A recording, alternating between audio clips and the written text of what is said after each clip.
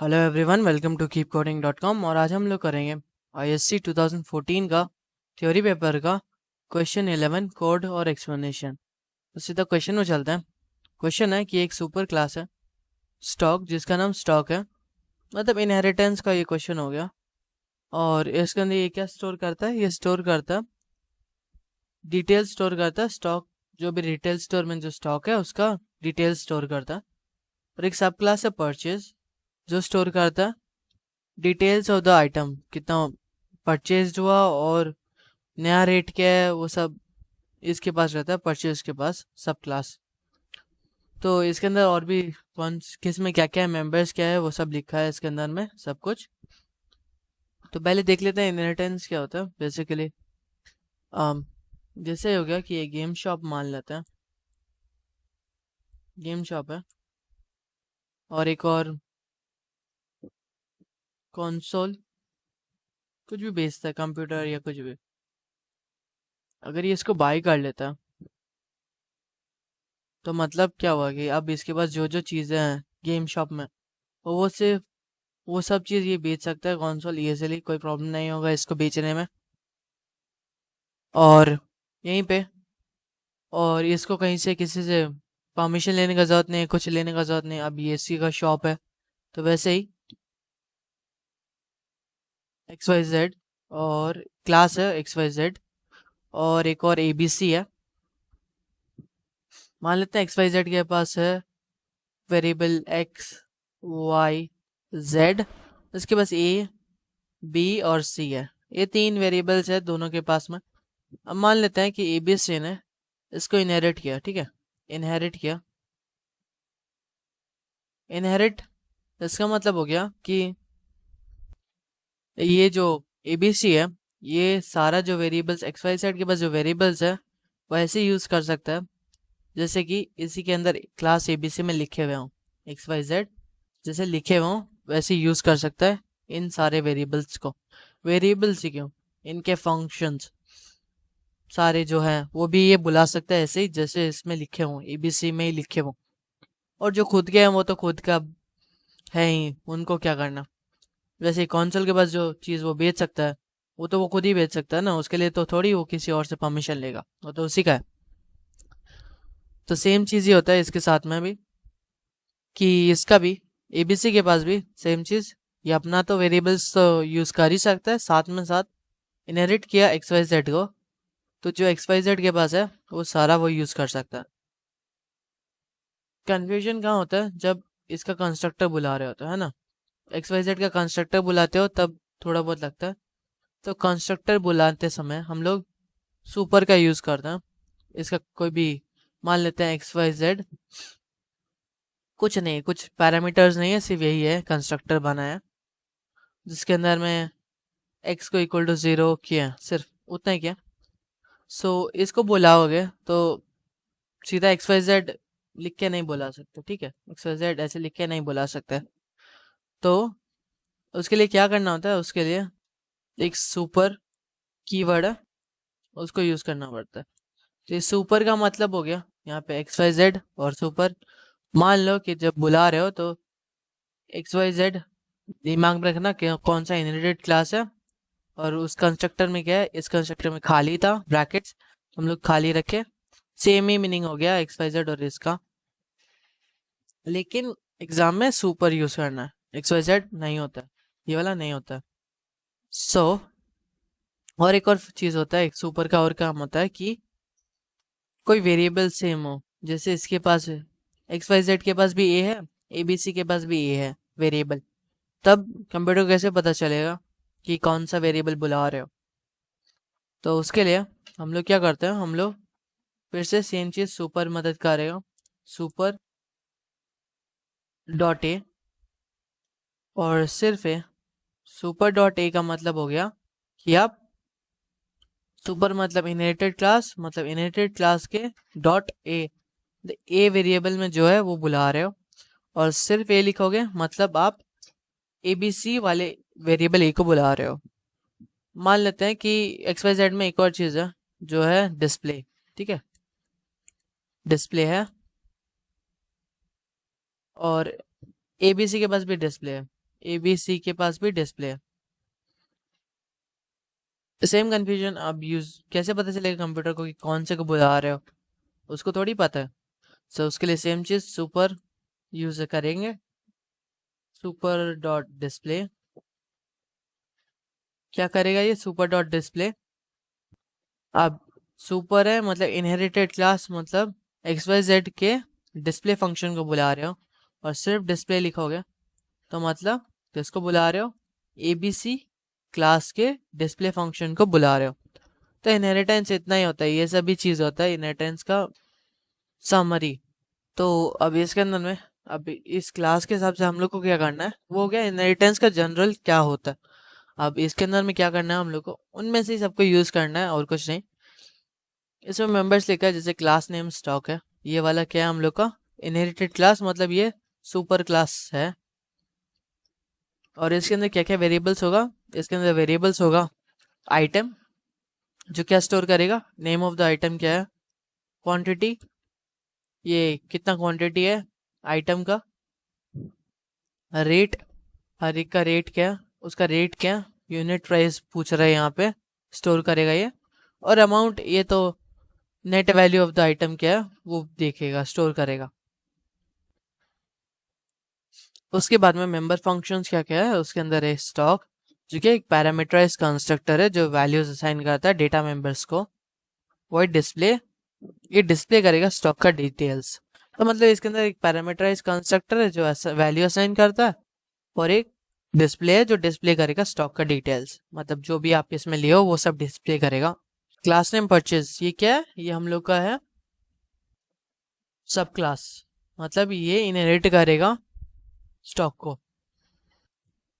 और उसके अंदर में क्या है, उसके अंदर डेटा मेंबर्स हो गए तो वेरिएबल्स, एक तो पी क्वांटिटी, कितना परचेज हो चुका क्वांटिटी, और पी रेट, कितना रेट है हर एक यूनिट प्राइस का। अगर चेंज होता है ये पी रेट, फिर से उसका प्राइस बढ़ गया तो उसके हिसाब से आप वही पुराना प्राइस पे थोड़ी बेचोगे, तो डिफरेंट प्राइस होगा, तो नया प्राइस लगाना होगा यहाँ पे।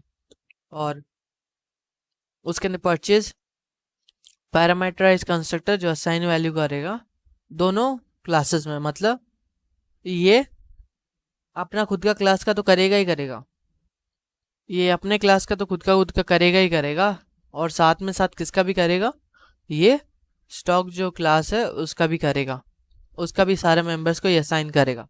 मतलब इस परचेज में हम लोग को जो स्टॉक का जो कंस्ट्रक्टर है उसको बुलाना है। वॉइड अपडेट, ये अपडेट करेगा क्वांटिटी को, previous quantity by purchase quantity, और रिप्लेस करेगा रेट ऑफ आइटम। अगर रेट ऑफ आइटम तभी रिप्लेस करता है जब डिफरेंस हो परचेज रेट में। और अपडेट भी करेगा स्टॉक वैल्यू क्या है, तो क्वांटिटी इनटू यूनिट प्राइस कर देगा ये वाला, तो ये अपडेट करेगा उसका वैल्यू क्या। और उसके बाद में डिस्प्ले, डिस्प्ले करेगा स्टॉक का details before and after updation, मतलब बिफोर एंड आफ्टर जो अपडेट करने के बाद जो है वो ये देखेगा। और यहाँ पे कंस्ट्रक्टर का डिटेल्स और वो डिस्प्ले करना है। और इनहेरिटेंस का यूज़ करके हम लोग को क्लास परचेज भी बनाना है, तो मतलब स्टॉक क्लास भी बनाना है और परचेज क्लास भी बनाना है हम लोग को, दोनों ही बनना चाहिए, लेकिन मेन मेथड नहीं लिखना और एल्गोरिथम लिखने का ज़रूरत नहीं है। तो सीधा कोड में चलते हैं, इसके अंदर में जिसके लिए आए थे। तो पब्लिक क्लास स्टॉक, इसके अंदर में string item, quantity, rate, amount ये सब डाल दिए। और स्टॉक में जो जो क्या चाहिए था इसके अंदर चाहिए था सबका वैल्यूज असाइन करना है हम लोग को। तो इसके अंदर में अगर स्ट्रिंग ए में डालोगे तो वो आइटम में चला जाएगा, आइटम का नाम हो गया ये। डबल बी में जो डालोगे इस कंस्ट्रक्टर में वो जाएगा क्वांटिटी में, और सी वाला जो है वो रेट में चला जाएगा। क्योंकि ये वाला कौन बुलाएगा, इसको ऊपर में लिखा था कि ये वाला जो कंस्ट्रक्टर है वो हम लोग परचेज में बुलाएंगे, तो इसलिए इसके अंदर में ये सब डाल दिया। और amount is equal to quantity into rate, amount का वैल्यू जो होगा क्वांटिटी इंटू रेट होता है, तो अमाउंट हो गया। और उसके बाद में डिस्प्ले कर रहे हैं हम लोग वैल्यूज़ को, ये सब डिस्प्ले वर्ड डिस्प्ले ये काम करेगा। उसके बाद पब्लिक क्लास परचेज, जो परचेज क्लास है वो किसको इनहेरिट किया, एक्सटेंड्स मतलब इनहेरिट कर रहा है किसको, स्टॉक क्लास को इनहेरिट कर रहा है। और परचेज क्लास में क्या क्या, int P quantity, purchase quantity, double P rate वाला वैल्यू। और उसके बाद में क्या है, उसके बाद में है परचेज का क्या हुआ, स्ट्रिंग ए बी सी किसके लिए, क्योंकि हम लोग को इसी कंस्ट्रक्टर में हम लोग को क्या करना है, हम लोग को स्टॉक कंस्ट्रक्टर को भी बुलाना है, तो इसलिए हम लोग इसके अंदर में हम लोग परचेज में एबीसी लेंगे जो हम लोग स्टॉक को बेच देंगे। ठीक है, इसका मतलब वही हुआ कि हम लोग इसमें एबीसी लेंगे और वो स्टॉक वाले कंस्ट्रक्टर को बुलाएंगे और उसके अंदर ये एबीसी, ए क्या है आइटम है, बी मेरा क्वांटिटी और सी मेरा रेट है। तो ये वाला तीनों इसमें कंस्ट्रक्टर में, ये सिर्फ कौन से कंस्ट्रक्टर में जाए, स्टॉक कंस्ट्रक्टर में चला गया। और इंट डी, ये हम लोग का नया परचेज क्वांटिटी क्या है वो हम लोग इसमें डाल देंगे। और डबल ई, और रेट क्या है नया वाला, वो इसमें चला गया पी रेट में। तो बोले थे सुपर को बुलाएंगे, तो सुपर क्या करता है, कंस्ट्रक्टर को बुलाएगा अभी, क्योंकि हम लोग सीधा ऐसे दे दिए ब्रैकेट्स। अगर डॉट दे रहे हैं ना, इसके अंदर में देखे थे डॉट दिए, मतलब हम लोग या तो फंक्शन या वेरिएबल्स को बुला रहे हैं। लेकिन कोई डॉट नहीं, सीधा ऐसे ही ब्रैकेट्स दे दिए पास में ही, तो मतलब हम लोग कंस्ट्रक्टर को बुला रहे हैं। ये कंस्ट्रक्टर के लिए होता है, ये कोई वेरिएबल या कोई मेथड के लिए बुलाने के लिए होता है ये वाला। तो उसके बाद अपडेट, तो उसके बाद क्वांटिटी और पी रेट कर दिए। वॉइड अपडेट, ये वाला हम इसके अंदर quantity is equal to quantity plus P quantity, जो परचेज क्वांटिटी में क्वांटिटी ऐड कर देंगे।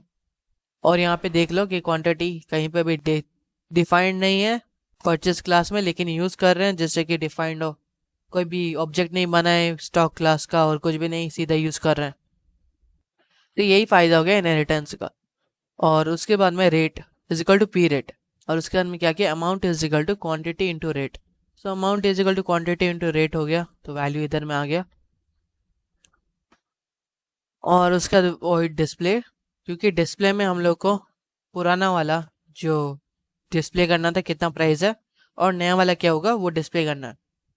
मतलब बिफोर एंड आफ्टर परचेज वाला ही हो गया ना, बिफोर एंड आफ्टर परचेज कितना था वैल्यूज वो सब दिखाना।